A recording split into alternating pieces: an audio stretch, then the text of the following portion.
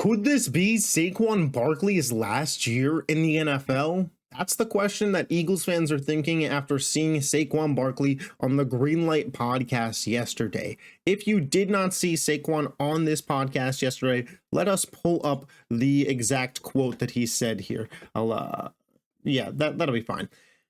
I'll probably be one of those guys that it'll be out of nowhere. I'll probably just wake up one day, whether it's next year or 2 years, and just be like, yeah, it's over.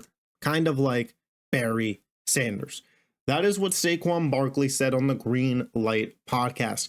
And I'm here to tell you how Eagles fans should feel about this, because I do think there is a correct way to receive this message. One, it's offseason chatter. Saquon is just saying he doesn't have a time planned, that it's probably going to be somewhat more random and he doesn't see it coming. Do I believe that Saquon is going to hang up the cleats next year after getting a really solid extension this offseason, where he's got the next 3-year window to make a really decent amount of money, playing for a team that he clearly likes playing for a city that he clearly likes playing for? I don't. I would put the odds at, 3% maybe that he retires after this season. But I do think that even if he did, Eagles fans should say, thank you very much, Saquon Barkley, for your services. Because Saquon was the MVP of the team last year, and the team won the damn Super Bowl. You have to be grateful for a player like that to be on your team. No matter what happens from this point forward, he changed Eagles history, he cemented his name, and truthfully, in my opinion, he is a Hall of Fame player. The only exception to this, where I would say you can have a little bit of come on to Saquon, is if we go back to back.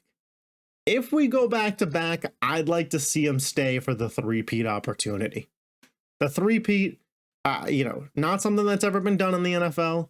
The Eagles, if they went back to back with the roster that they have, a lot of the young guys, I think the opportunity would still be there. We've talked about this roster at length multiple times, where I do think that they remind me of the Legion of Boom 2013-2014 Seahawks, where they could easily go back to back. And hey, if they go back to back, who's to say that they can't be in the mix again for a three-peat? So that would be the one situation I'd be like, Saquon, we got to run it back. Like, we got to try and make history.